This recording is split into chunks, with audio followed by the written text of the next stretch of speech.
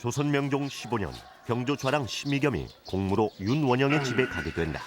그는 처가살이하는 윤원영의 사위 이조민과는 친한 사이였다. 좋습니까? 예. 근데 서재 친구가 왜 이리 많소? 김효원 선비가 와서 묻고 있소이다. 바로 저자이지요. 김효원은 당시 과거급제 전이었으나 뛰어난 문장력으로 이름을 날리고 있었는데 그의 아버지는 윤원영의 첩인 난정 아버지의 조카였다. 저자가 그 김효원이란 말이요? 예, 아직 등과 전이지만 문장으로는 벌써 이름이 나 있지요. 장차 후배 살인들의 구심점이 될 김효원과 선배 살인들의 중심축이 될 심의겸.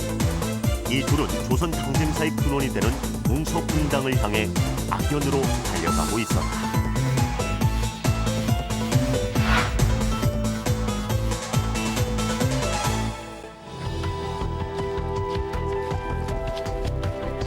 자, 이제 일이 본격적으로 이제 벌어지기 시작하겠죠. 김효원은 1564년 알성 문과의 장원으로 급제한 후 정계에 진출.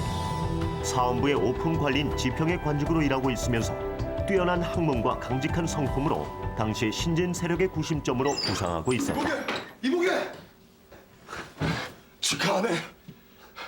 축하라니? 자네가 이조정랑에 추천되었네. 뭐? 그게 정말인가? 이조정랑 5원 나으리가 자신의 후임으로 자네를 선택하였다네. 이런 의미가 있나? 자네한테 특별히 하자가 없는 한 자넨 이제 이조정랑이 될 것일세. 이조 도대체 전랑이라고요? 이조정랑이 어떤 자리길래 김효원은 어떤 저토록 자리입니까? 좋아하는 것일까? 당시 내외 문간의 인사권은 이조에 있었다.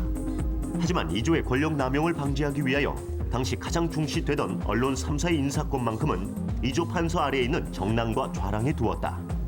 이 정랑과 좌랑을 통틀어 이조 전랑이라 한다. 이조 전랑의 판계는 정 5, 6품밖에 되지 않았으나 그들은 언론 3사의 관원으로 하여금 정승 판서를 탄핵할 수 있는 권한과 자신의 후임을 자기가 지명하는 이른바 전랑천대법이 적용되었다.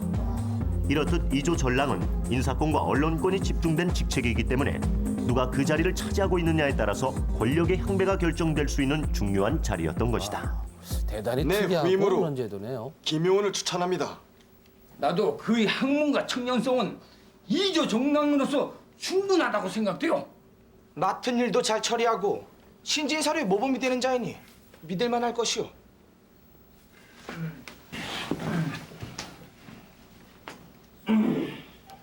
근데 내 듣자하니 자네의 후임으로 김효원을 추천한다고 하던데 그게 사실인가? 예, 그자는 안 되네. 왜 말입니까? 어찌 구린내 나는 척신의 문객이 이조정랑이 될 수 있단 말인가? 그게 무슨 말입니까?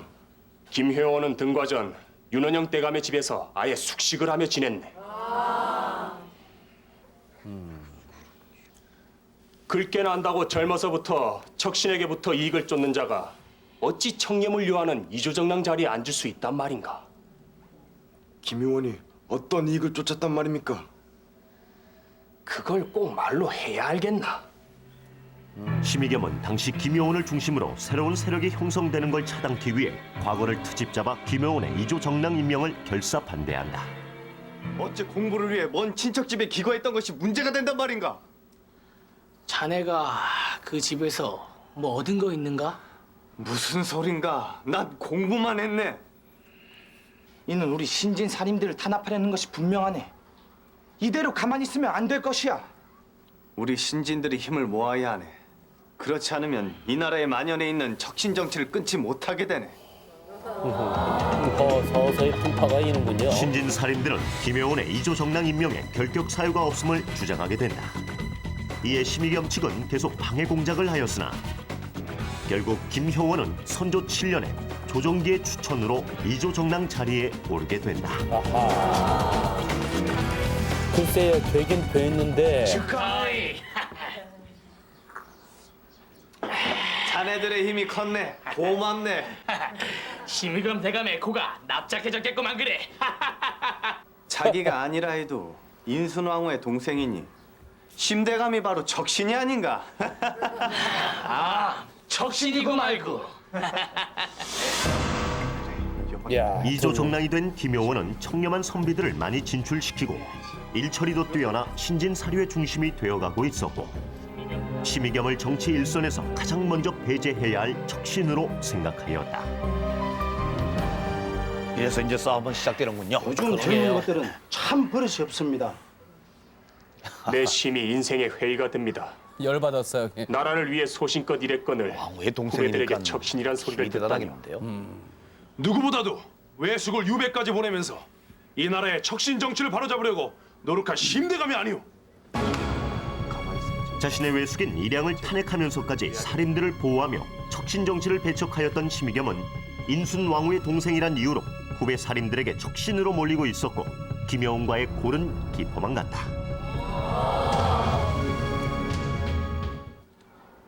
자, 그로부터 나를 1년이 또 지지하는 지났어요. 관료들에게 다 작업해놨으니 잘 될 것이야. 하지만 이조전랑의 후임 결정은 전임자의 권한 아닙니까? 전임자가 김효원이니 아무리 그렇다고 해도 김효원이 대세를 바꾸진 못하겠지. 그자가 형님하고 사이가 너무 안 좋으니 걱정입니다. 동생이 이번에는 꼭 이조 정랑이 되어야 하네. 그래야 우리의 세력이 3, 4의 언론권을 장악할 수 있을 것이야. 김효원의 임기가 끝나가자 심의겸은 자신의 세력들을 이용하여 동생인 심충겸을 김효원의 후임으로 이조 정랑 자리에 추천하려 하였는데 이조 정랑이 왜 척집안의 물건입니까? 어찌 심시문중에서 반드시 차지해야 한단 말입니까? 그걸 따지기보단 심충겸의 학문과 능력이 더 중요한 것 아닌가? 내 후임에 대한 인사권은 내게 있습니다. 내 후임으로 심충겸은 절대 아니 되어. 김효원은 자신의 후임으로 추천된 심의겸의 동생을 결사 반대하고 다른 사람을 추천해 버린다.